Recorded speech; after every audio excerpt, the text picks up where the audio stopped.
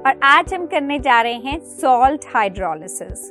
क्या होती है सॉल्ट हाइड्रोलिसिस कि हम सॉल्ट में वाटर ऐड करेंगे और हमें एसिड और बेस मिलेगा। आज तक आपने यही पढ़ा था कि एसिड में जब भी आप बेस ऐड करते हो you always get salt and water. इस बार हम इस प्रोसेस को रिवर्स करने वाले हैं। हम सॉल्ट में वाटर ऐड करेंगे और हमें मिलेगा एसिड एंड बेस।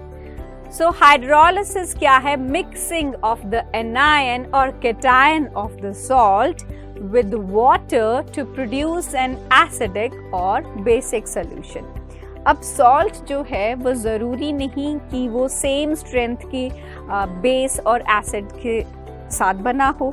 उसकी एसिडिक और बेसिक स्ट्रेंथ जिससे वो फॉर्म हुआ है वो वेरी कर सकती है और उसके अकॉर्डिंग जब आप सॉल्ट में वाटर ऐड करते हो जो आपको सॉल्यूशन मिलेगा दैट कुड बी एसिडिक और बेसिक। अगर आपने वो सॉल्ट एक स्ट्रॉन्ग एसिड और वीक बेस से फॉर्म किया होगा तो resultant solution will be acidic in nature, और अगर आपने वो सॉल्ट स्ट्रॉन्ग बेस और वीक एसिड से फॉर्म किया होगा तो रिजल्टेंट सॉल्यूशन बेसिक होगा नेचर में।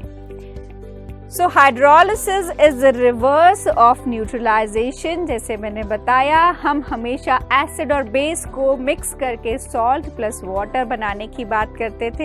एसिड और बेस आपस में जब मिक्स होते हैं तो इस रिएक्शन को हम न्यूट्रलाइजेशन रिएक्शन बोलते हैं, और इस बार हम रिवर्स ऑफ न्यूट्रलाइजेशन कर रहे हैं विच इज सॉल्ट हाइड्रोलिसिस। जैसे कि आप देख रहे हो सबसे कॉमन जो सॉल्ट हम यूज करते हैं, कॉमन सॉल्ट भी जिसको हम कहते हैं, दैट इज NaCl।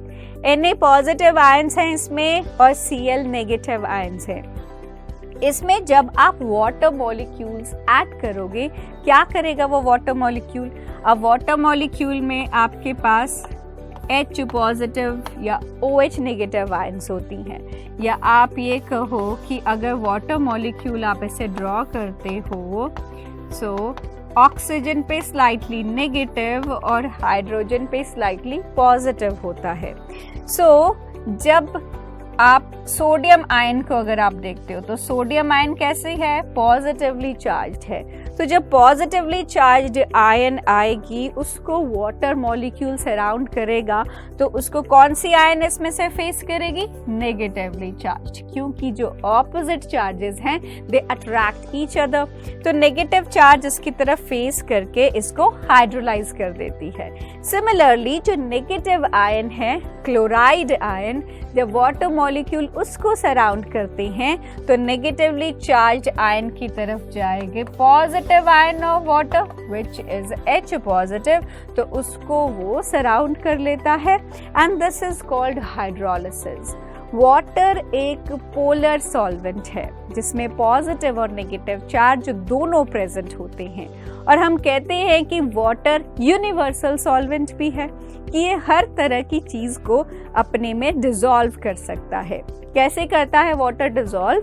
इसके हाई डाई इलेक्ट्रिक कांस्टेंट की वजह से इसमें इतनी पावर है कि जो भी चीज इसमें आप डिसॉल्व करते हो उनको इस तरह से सेपरेट करके ये पूरा सराउंड कर लेता है।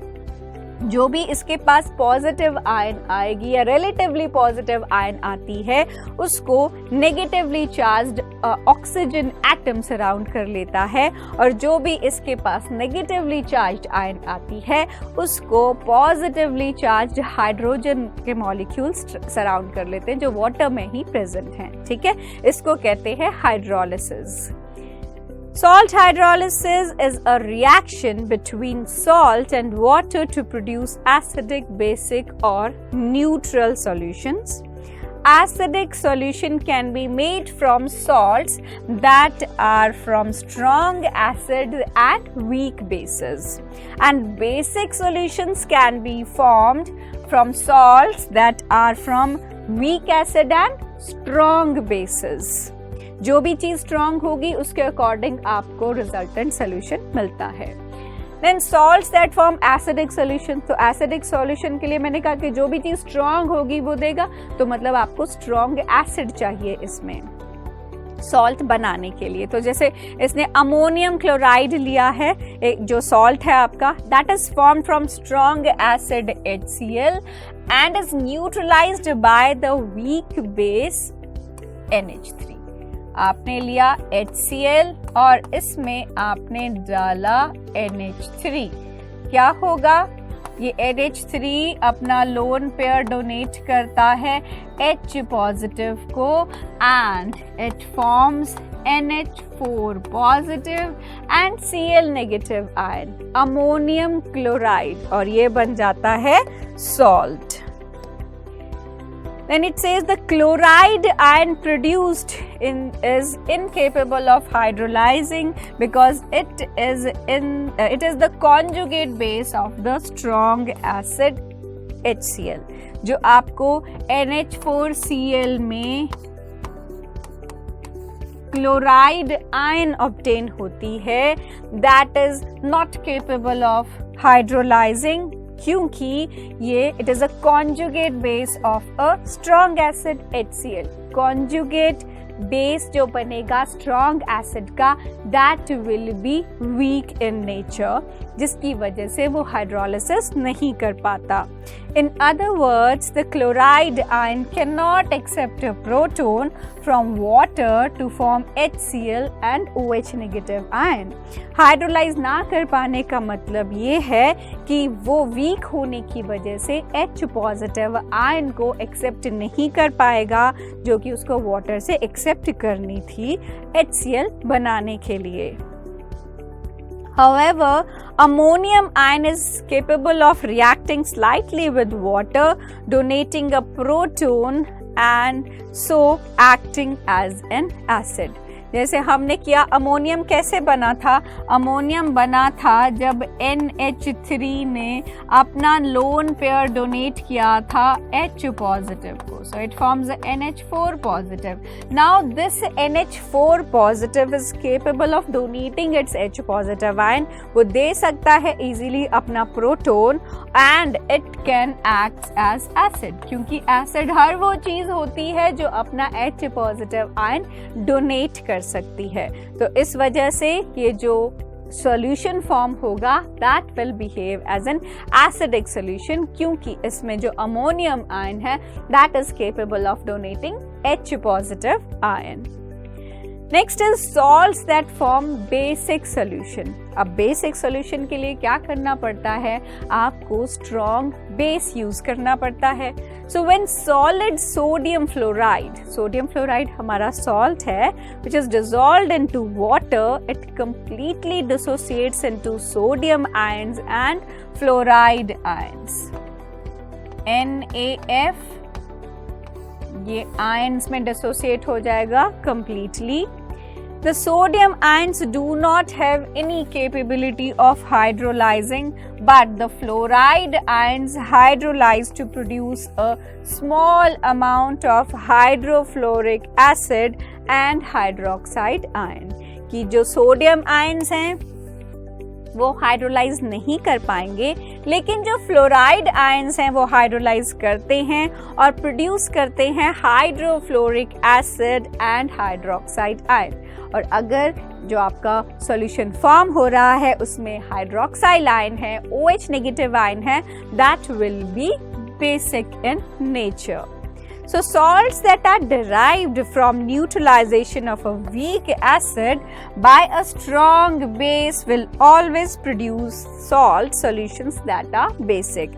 कि जब भी आप एक strong base use करोगे और weak acid use करोगे, आपको जो resultant solution मिलेगा that will be basic in nature. Salts that form neutral solution. जैसे a salt is derived from reaction of a strong acid with strong base, HCl और NaOH ले लीजिए। अगर आप इन दोनों को मिक्स करते हो तो वो इक्वल स्ट्रेंथ के होने के कारण जो रिजल्टेंट सोल्यूशन है ना वो एसिडिक हो पाएगा ना वो बेसिक हो पाएगा। तो इस केस में जो रिजल्टेंट सोल्यूशन है दैट इज न्यूट्रल और उसकी जो pH है that is equal to 7।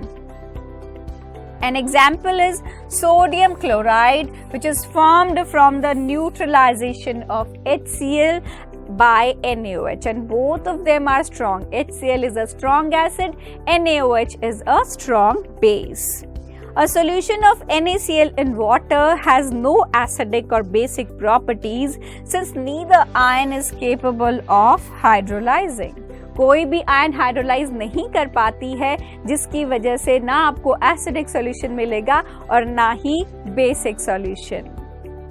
Other salts that form a neutral solutions include potassium nitrate and lithium bromide. These are other two examples जो कि आपको देंगे neutral solutions. So आज हमने किया salt hydrolysis के बारे में कि जब आप salt में water add करते हो आपको acid और base मिलेगा. उनकी स्ट्रेंथ पे डिपेंड करता है क्योंकि उन्हीं के कॉम्बिनेशन से सॉल्ट बना होगा, तो जिसकी भी स्ट्रेंथ ज़्यादा होगी रिजल्टेंट सॉल्यूशन की पीएच उसी के अकॉर्डिंग होगी.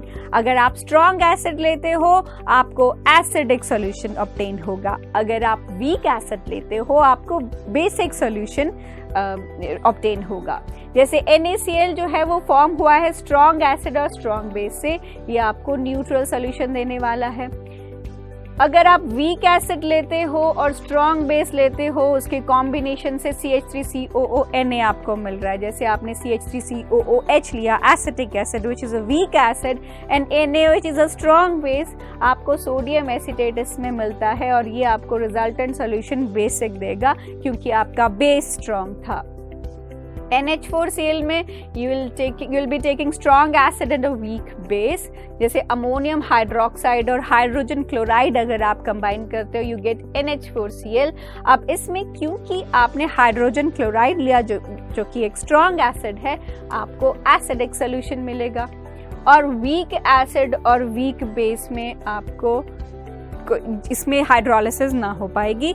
और जो डिग्री ऑफ हाइड्रोलिसिस आप कैलकुलेट करते हो, जैसे स्ट्रॉन्ग एसिड और स्ट्रॉन्ग बेस में भी कोई हाइड्रोलिसिस नहीं हो रही है, लेकिन बाकी में जो भी चीज़ स्ट्रॉन्ग है आप देखेंगे तो जो फॉर्मूला आप यूज़ करते हो वो इसमें रिप्रेजेंट नहीं होगा. वीक एसिड आपका आप उसमें जो भी वीक चीज़ है उसको आप फॉर्मूला में यूज़ करोगे. जैसे आप वीक एसिड है तो हाइड्रोलिसिस कांस्टेंट या हाइड्रोलिसिस उसकी डिग्री ऑफ हाइड्रोलिसिस कैलकुलेट करने के लिए you will be using Ka, चाहे वो डिग्री ऑफ हाइड्रोलिसिस हो या हाइड्रोलिसिस कांस्टेंट हो.